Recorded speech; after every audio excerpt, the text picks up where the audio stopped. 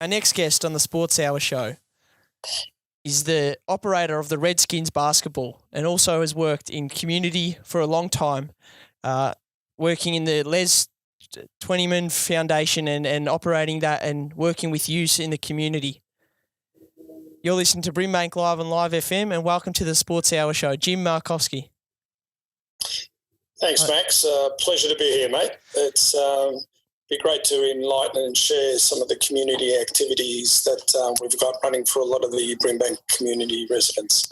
Absolutely, and great to have you on. I really appreciate it. Can you tell us a bit about how the Redskins Basketball started? Yeah, back in late 1996, I was a manager of the Sunshine YCW Sports Centre, which was on the border of Maribyrnong and BRIMBANK. There were some issues with the established basketball clubs where they excluded some of the young people that were participating for a variety of reasons. And they were probably right at the time. They had behavioural issues. Some of them had some personal health issues. Others didn't have the finances. Others were just not in the right frame of mind to continue playing sport, and others were involved in, dare I say it, a bit of gang type stuff. So they excluded these young people, but they still wanted to access sport. And so the local police at the time, Les Twentyman youth workers, got together and they said the only person that can work with these guys in that local area at the time was myself. And I said, I'm quite happy to come in for a period of 3 months, set some guidelines and strategies for the young people, support them so they can fend for themselves. 3 months has been 25 years and 4,000 kids later, I'm still there. Wow, and that's a remarkable achievement. Can you tell us a bit about the demographic of people and where they come from and how that's grown from the start? Yeah, early on it was predominantly Asian. In the early stages, Anglo and Asian. So we've had an influx of a lot of the Vietnamese and Filipino kids back in the 1996. 4 or 5 years later, then we had the influx of the Timorese, who were the newly arrivals in our area. Then we've had some Islanders participating. Then we've had an influx again of Asian young people, and predominantly in the last 8 years has been predominantly Horn of African. And now we're just seeing an influx of the Chin community, a lot of the Burmese kids. So we've really had to adapt culturally, but accept all cultures to participate. So the demographics of the area has changed. We've got young people aged 6 to about 35, 40 participating within our club umbrella. And predominantly, as young people move out of the area of BRIMBANK, we support them by supplying uniforms and paying their registration fees to ensure that they have no impediments so they can participate in active sport. And it seems like everyone here, all the people that have come and joined, just love basketball. What's that look like for them, and how have you laid out the program for them to come and play and cater for all these basketballers and young people in the community? I think I've been fairly lucky that not one person can do anything and everything. So what I did originally when I was there, we had a benefactor by the name of Clive Smith who supported us. He was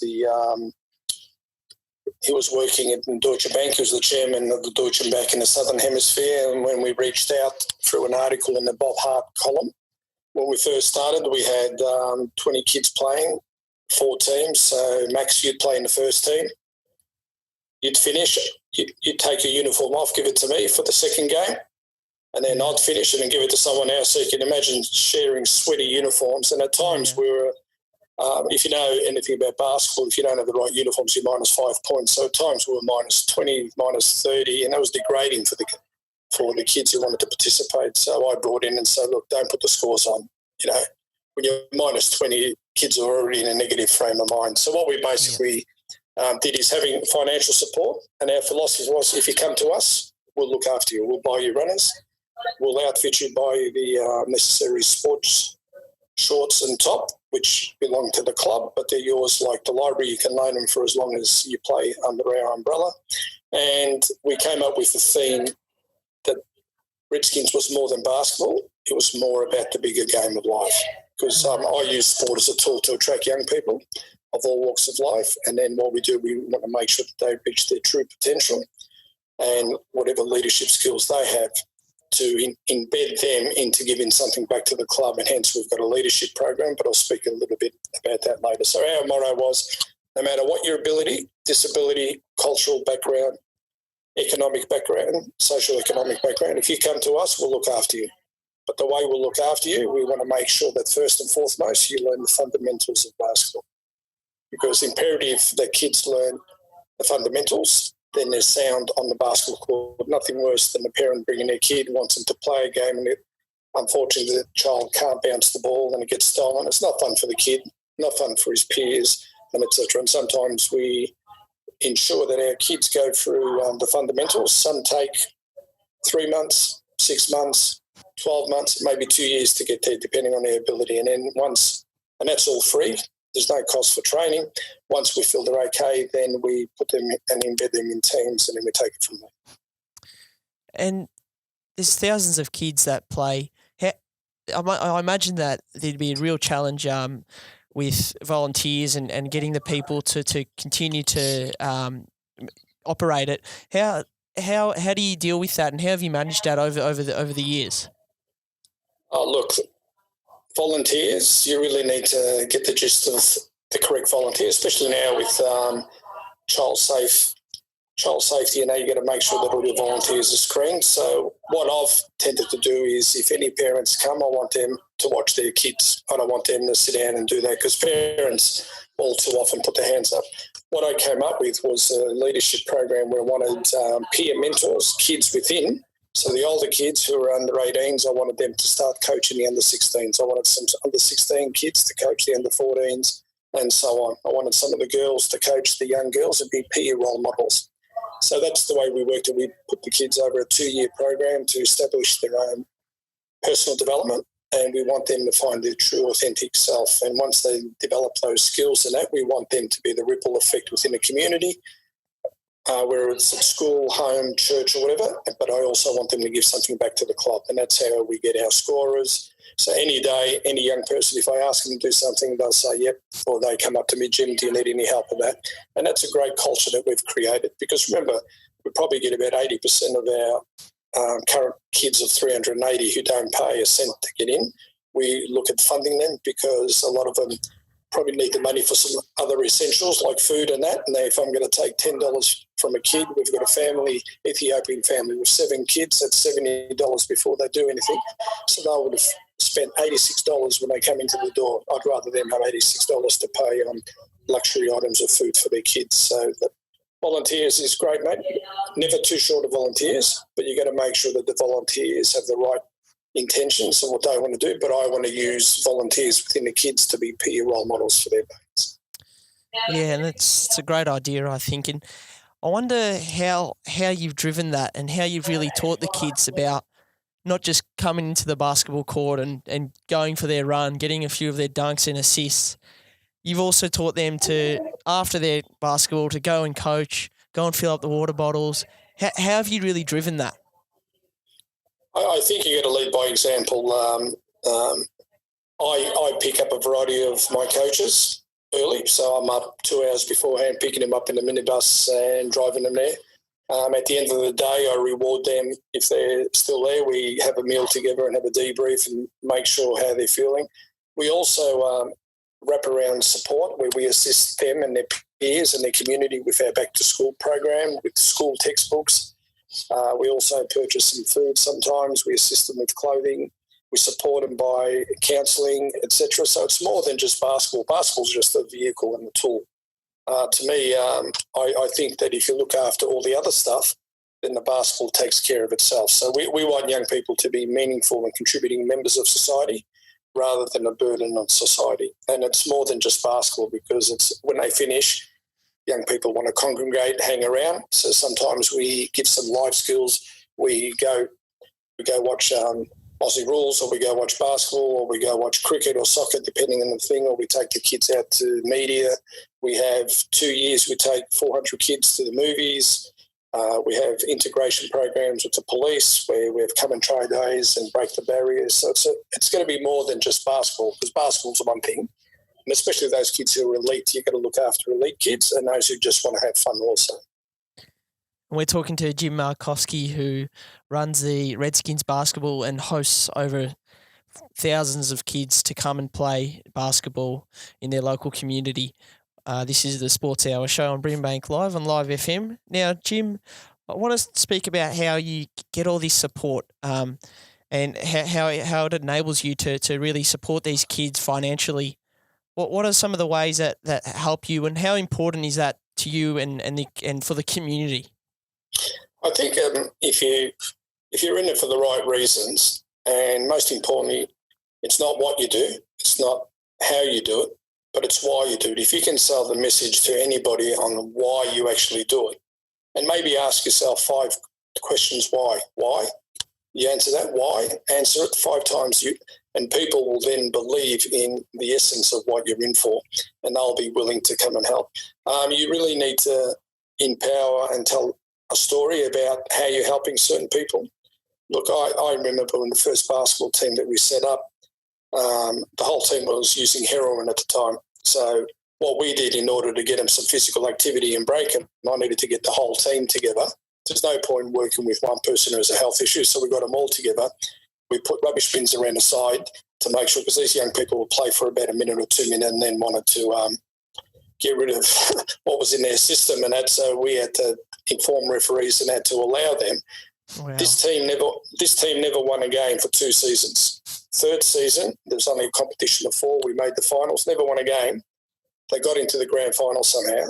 The team that flogged them regularly was brilliant. And what had happened is they lost by 2 points, but our team was hugging each other and celebrating, whereas the team who won the flag, you would have thought they lost. So I glanced up to a couple of parents in the stands, and they were crying. And I went up to them and said, "What are you crying for? You should be happy your kids have been turning up every week."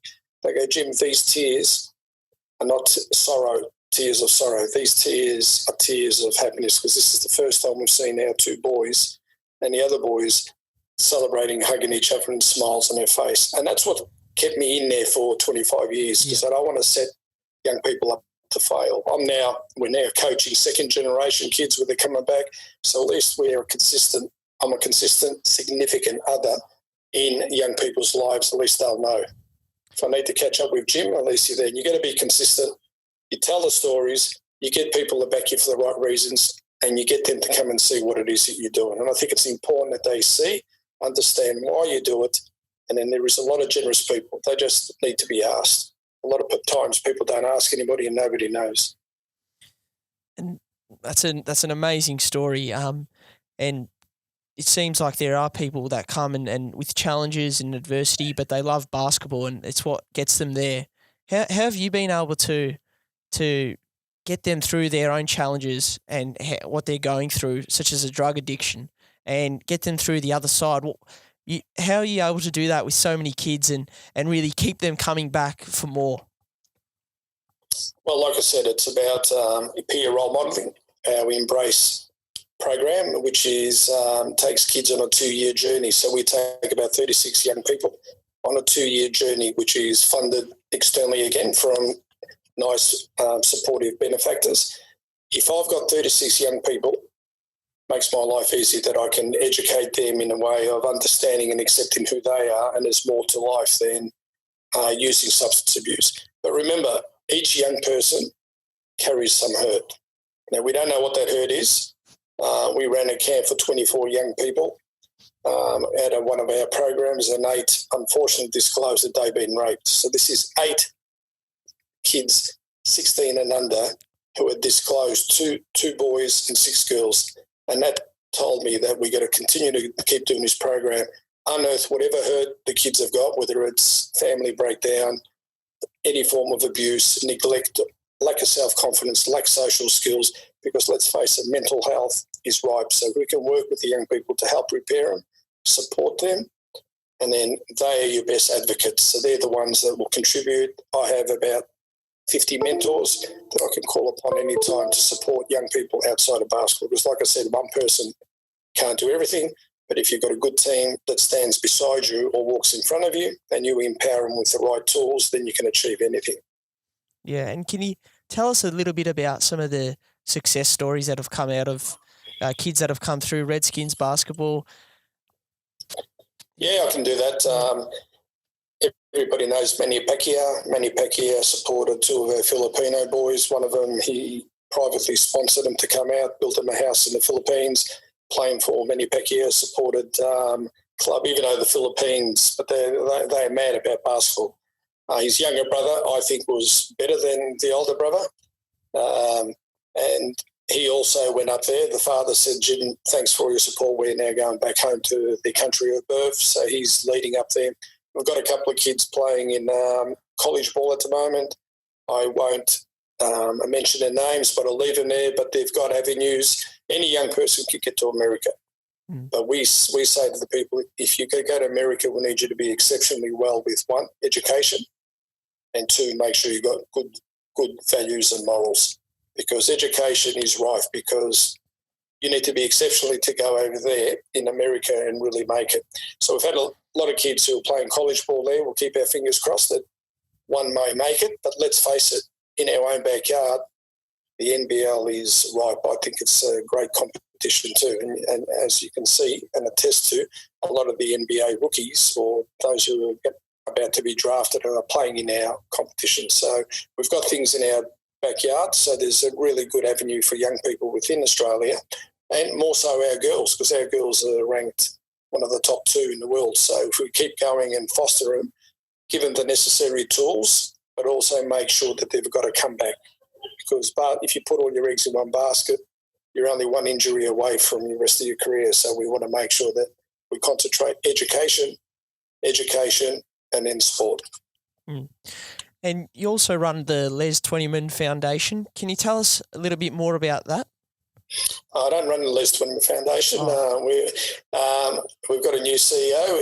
It was founded by Les Twentyman. Les Twentyman is a good colleague that I've worked with in the Western Suburbs. So he's actually a founder, and we've got a CEO. I manage a lot of the programs, and basically manage youth services within the city and all the way in the Greater West. So that's my role, is to make sure I open doors for young people out in the West.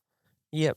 And can you tell us, you've worked with a lot of kids that are wanting support and needing advice. Is that part of your role at the Les Twentyman in running the programs and looking at youth at risk? I like to have a hands-on. I don't want to sit in an office because if I've got a hands-on, then I become a little bit relevant. Otherwise, if you sit in back seats and do all that stuff, that's not my forte. My forte is to open some doors, get the appropriate funding and ensure that the programs and those that are running them run sufficient. So it's more we're on call. We like to be available to families. We don't want to set families or young people up to fail. Say, hi, how you going this week? If there's anything you need, here's my phone number or my team's phone number. Call us anytime, So we want to strike while the iron's hot. If there's an issue, let's build on it to ensure that our kids don't become caught up in that gang mentality or become a detriment to society and a burden on society. So basically, I just love hands-on and constantly learning, because this generation, we've done a complete 30-year turnaround from what it used to be. Now we're coming back where a lot of kids have been neglected, don't have any sense of hope or confidence in order to get them to where they are. We had the tragic death of the young Solomoni in Deer Park Shopping Centre. We've had 4 stabbing deaths in BRIMBANK in the last 12 months, and that saddens me as a community representative, a community advocate, a community worker. Tragic for all those families.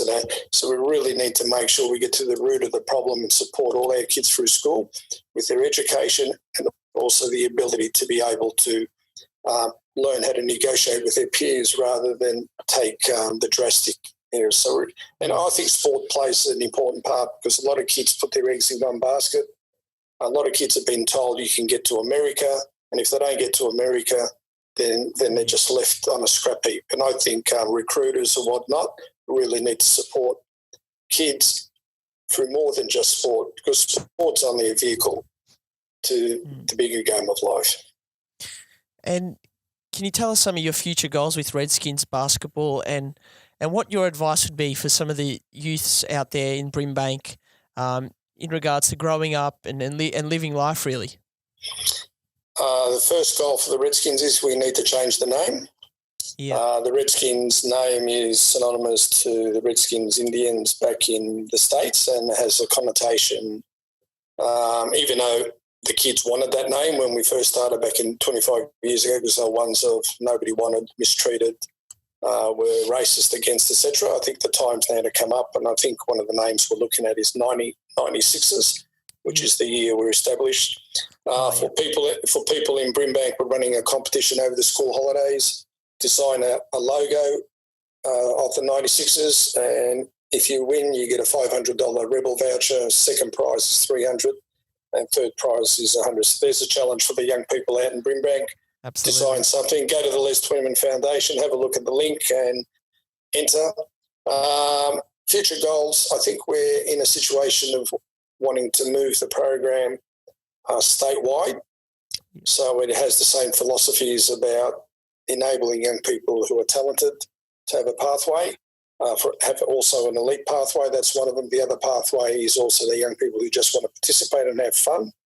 By running our own competition, doesn't matter how old you are, we grade you according to ability, because you might be 15 and at the level of playing under 14, so we'll allow you to play under 14s to make sure that you gain that confidence, and then you can zoom up the next year. My advice for young people is this: be the best version of yourself. Your greatest heroes and your role models should be your parent or parents, if not grandparents. Learn and ensure that, like I say to everybody, some catchphrases I give to the kids: make sure who's on your bus, which friends are on your bus, and if your family's not on your bus, your school teachers, your sport coaches, etc., then, or you're not driving a bus, somebody else is driving you to set your goals elsewhere. Just make sure the people on your bus can get you to where you want to go in life. And if you've got the wrong people in there, I always say to everyone, if you hang around with shit people, shit happens. If you don't like who you are or what's happening in your life at the moment, get rid of your 3 friends, go find some new ones. Your best teacher is your last mistake.